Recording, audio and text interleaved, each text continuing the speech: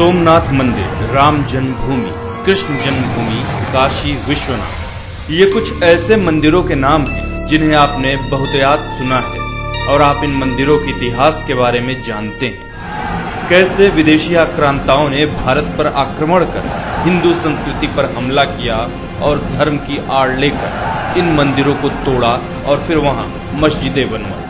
पर ऐसे हजारों मंदिर थे जो इस्लामिक आक्रांताओं के अहंकार और धर्म प्रचार की भेंट चढ़ गए, जिन्हें इसलिए तोड़ा गया ताकि हिंदू संस्कृति और उसकी पूजा पद्धतियों को नीचा दिखाया जा सके। भारत में इस्लामिक आक्रमणों की शुरुआत अरब आक्रांता मोहम्मद बिन कासिम के सिंध पर आक्रमण करने से शुरू हुई।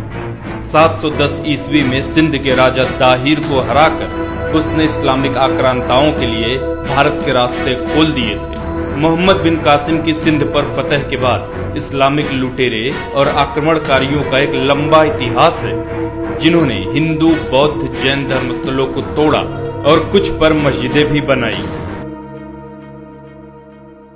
महमूद गजनी के सोमनाथ पर हमला कर पवित्र ज्योतिर्लिंग को तोड़ने का इतिहास हम सब जानते हैं। कहा जाता है कि महमूद सिर्फ धन दौलत लूटने हिंदुस्तान आया था, पर अगर उसका उद्देश्य सिर्फ लूटपाट होता तो पुजारियों के आग्रह के बावजूद ज्योतिर्लिंग को नहीं तोड़ता। महमूद गजनी के बाद दिल्ली सल्तनत का इतिहास पवित्र हिंदू मंदिरों को तोड़कर उन पर मस्जिदें बनवाने को लेकर भरा पड़ा है।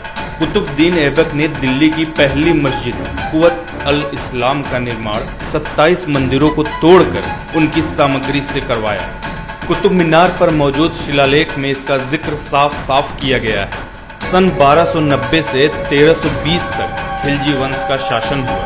अलाउद्दीन खिलजी के सेनापति मलिक काफूर ने दक्षिण भारत के होयसला राज्य पर आक्रमण कर वहां के सभी मंदिरों को तोड़ डाला। सन 1335 से 1378 के बीच मदुरै सल्तनत के सुल्तान गयासुद्दीन मोहम्मद दंगहिनी के अत्याचारों का वर्णन मोरक्की यात्री इब्ने बतूता ने किया, जिसमें उसने बताया कि सुल्तान कैसे मंदिरों को तोड़ता और हिंदू पुजारियों को भालों पर लटकाकर मरने के लिए छोड़ देता। सन 1321 से 1394 के बीच फिरोज शाह तुगलक ने पुरी के जगन्नाथ मंदिर और कांगड़ा देवी मंदिर को नुकसान पहुंचाया। खुद अपनी आत्मकथा तारीख फिरोज शाही में उसने स्वीकार किया कि कैसे उसने पुजारियों पर अत्याचार किए और उन्हें अपने महल के दरवाजे पर मार कर लटका डाला। दिल्ली सल्तनत के राज के बाद भारत पर तैमूर का आक्रमण हुआ, जिसकी बर्बरता के किस्से मशहूर हैं। उसने रास्ते पर पड़ने वाले कई मंदिर तोड़े और लोगों की गर्दन काटकर दिल्ली तक मीनारें बनवाई ताकि वापस लौटते वक्त उसे रास्ते की पहचान रहे। सन 1399 में सिकंदर बुत शिकन का प्रादुर्भाव हुआ, जिसने कश्मीर के प्रसिद्ध मार्तंड मंदिर को तोड़ा।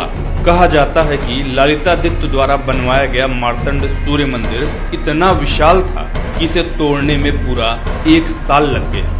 इसी के शासनकाल में कश्मीर में लोगों का बड़े पैमाने पर धर्मांतरण हुआ। सन 1451 से शुरू हुए लोधी वंश में भी मंदिरों को तोड़ने का काम बदस्तूर जारी रहा। तारीख दाऊदी के अनुसार सिकंदर लोधी के शासनकाल में मथुरा के सभी तीर्थों को तोड़ दिया गया। पूरे मथुरा क्षेत्र में कोई अपना सर नहीं मुड़ा सकता था और दाढ़ी नहीं कटा सकता था। मुगल काल में राम जन्मभूमि विध्वंस से शुरू हुई मंदिरों को तोड़ने की प्रथा मुगल काल के हर शासक के वक्त में जारी रही। इतिहासकार निजामुद्दीन अहमद तबकात अकबरी में नगरकोट की फतह का जिक्र करते हुए लिखते हैं कि महामाई के मंदिरों में पुजारियों को मारा गया। मंदिर परिसर में 200 गायों को काटकर मंदिरों की दीवारों को उनके रक्त से लाल कर दिया गया। औरंगजेब मुगल कालीन शासकों में मंदिर तोड़ने में सबसे आगे रहा। फ्रेंच यात्री जॉन दे ठेवनोट के अनुसार औरंगजेब ने गुजरात का गवर्नर रहते जैन मंदिर चिंतामणि पार्श्वनाथ मंदिर को अपवित्र किया। उसने मंदिर परिसर में गाय की हत्या करवाई और मंदिर तोड़कर कुव्वत उल इस्लाम मस्जिद का निर्माण करवाया। आयरिश इतिहासकार विंसेंट स्मिथ के अनुसार सन 1669 में औरंगजेब ने अपने सभी अधिकारियों को आदेश दिया था कि वो काफिरों के शिक्षा संस्थानों और उनके धर्मस्थलों को तोड़ने के लिए सदैव तैयार रहे। इतिहासकार सीके करीम के अनुसार टीपू सुल्तान ने अपने शासनकाल में हिंदू मंदिरों को तोड़ डालने का आदेश दिया था। ऐसे हजारों मंदिर थे जो इस्लामिक आक्रांताओं या मुस्लिम शासकों द्वारा या उनके शासनकाल में तोड़े गए। क्या वजह थी इन मंदिरों को तोड़ने की? अगर आक्रमण का मकसद लूटपाट था तो सोमनाथ विजय के बाद ज्योतिर्लिंग के 3 टुकड़े क्यों किए गए? अगर आक्रमण का उद्देश्य शासन के लिए राज्य जीतना था तो अयोध्या विजय के बाद जन्मभूमि विध्वंस क्यों कराया गया? अगर आक्रमण का उद्देश्य धर्म प्रचार था तो दिल्ली में पहली मस्जिद बनवाने के लिए 27 हिंदू मंदिरों को क्यों तोड़ा गया? इन सभी उदाहरणों से सहज ही कहा जा सकता है कि इन आक्रमणकारियों के उद्देश्यों में सबसे अहम तौर पर हिंदू सभ्यता और संस्कृति को भ्रष्ट करना शामिल था। मंदिरों को तोड़कर उन्हें अपवित्र कर पुजारियों को मारकर वे अपनी श्रेष्ठता साबित करना चाहते थे। वे साबित करना चाहते थे कि उनका धर्म बलवान है और हिंदू धर्म कमजोर है।